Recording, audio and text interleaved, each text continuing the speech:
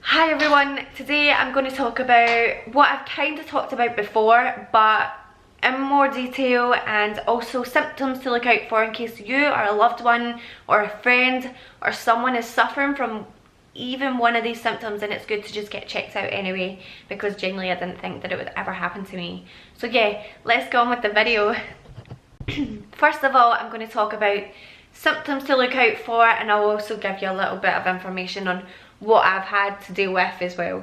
So first of all, we have fatigue. Now, this is not just any kind of tiredness. This is being absolutely weak, that you can't speak. You're so tired. You know, I'm tired all the time. I wake up tired. I wake up feeling as if I've not even slept a wink. So yeah, there's visions problems, which I'm going to talk about a little bit later.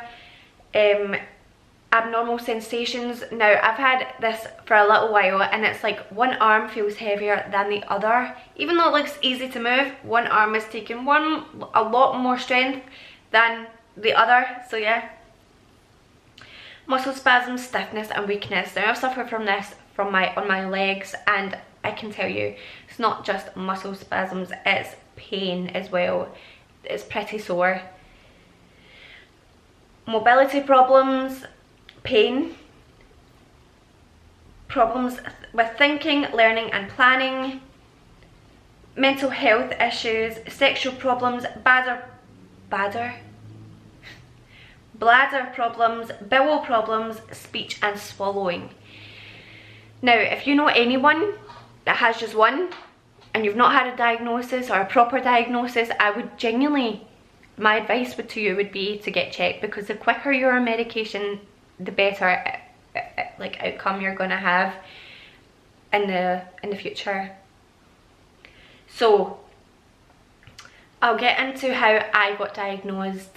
And yeah, I got diagnosed with MS.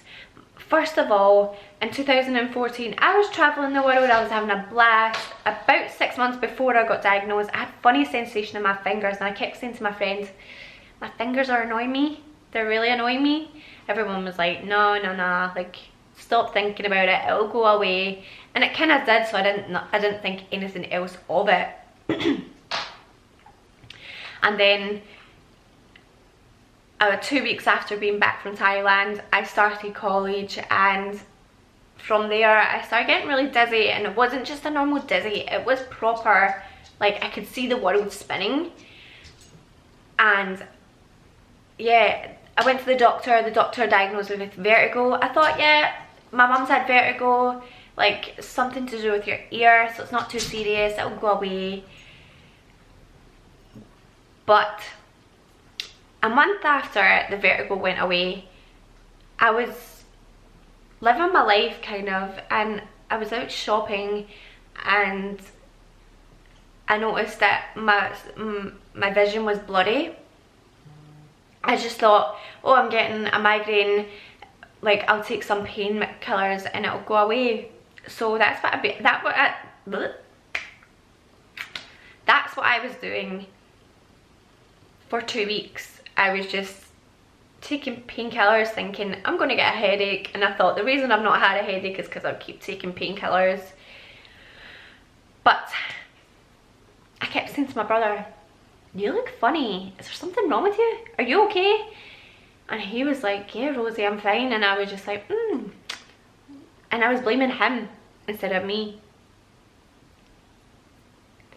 So yeah, one day I woke up, and in my room there was a picture, and when I went like this, I could see the picture, and when I went like this, I couldn't see the picture. And I was just like, oh my god. So I ran through to my brother, like, there's something wrong with me. So he was like, phone the doctors. So I phoned the doctors. They were busy. They said, what's wrong with me? I told them what was wrong, and they phoned me back and they said, get here like immediately. So I was like, okay.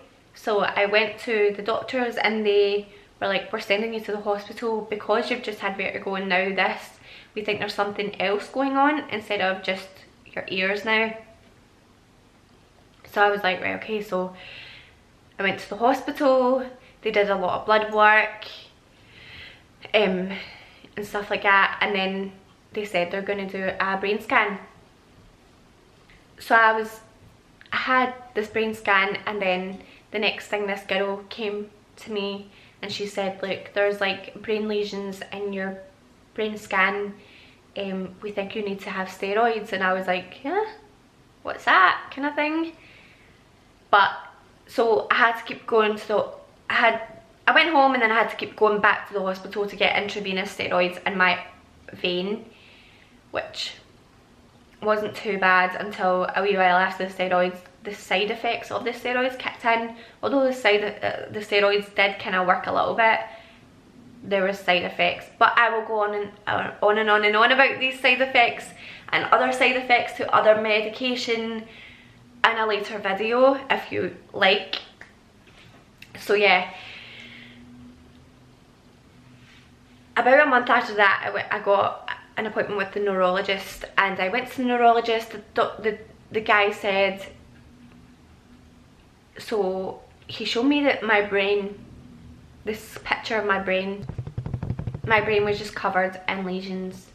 So I was just like, oh my god. So then he was like, we're going to put you on this pill called Tectavira. And I was like, okay. So I took the pill, the side effects, not for me. So then I got put on an injectable medication that I just did every day by myself, and well, I thought that was working for a little while, but I won't get too much into the medication. But yeah, I got put on medication. But when I first got diagnosed with it, I was like, I can't tell anyone. I cannot tell anyone, because they're just going to see the disability before they see me. They're just going to judge me before they even know me. But yeah, I found that to just be a problem that I had, because when I started talking about it to people, they were totally understanding and totally nice about it. But yeah, a lot of people didn't understand, and a lot of people I just stopped talking to, because at the end of the day, if they're not going to understand my illness that I'm going to be living with for the rest of my life, then there's no really much point in them being in my life, to be honest. So yeah, I just kind of distanced myself politely. So yeah, that's it for today. I hope you liked my video. Please like and subscribe and comment, and I'll get back to you. Yeah, and I hope you're well, everyone. So yeah, look out for my next video. It's about my worst relapse up to date, where I couldn't walk for 5 months, and I had the worst time ever. And yeah, I cannot tell a story without having a cry, to be honest. So expect tears, and expect quite a detailed story in my next video. So yeah, I'll see you next time. Bye.